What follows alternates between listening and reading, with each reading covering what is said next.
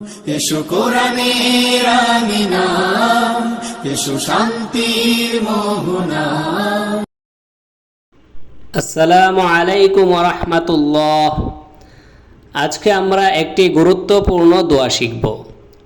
দোয়াটি হলো হেদায়েতের উপর টিকে থাকার দোয়া।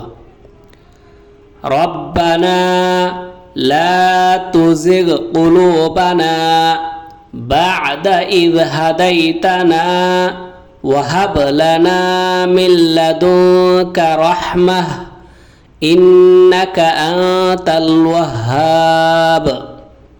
অর্থ, হে আমাদের প্রভু, আমাদেরকে সঠিক পথ দেখানোর পর আপনি আমাদের অন্তরগুলোকে বক্র করবেন না, আর আপনি আমাদেরকে আপনার পক্ষ থেকে রহমত দান করুন।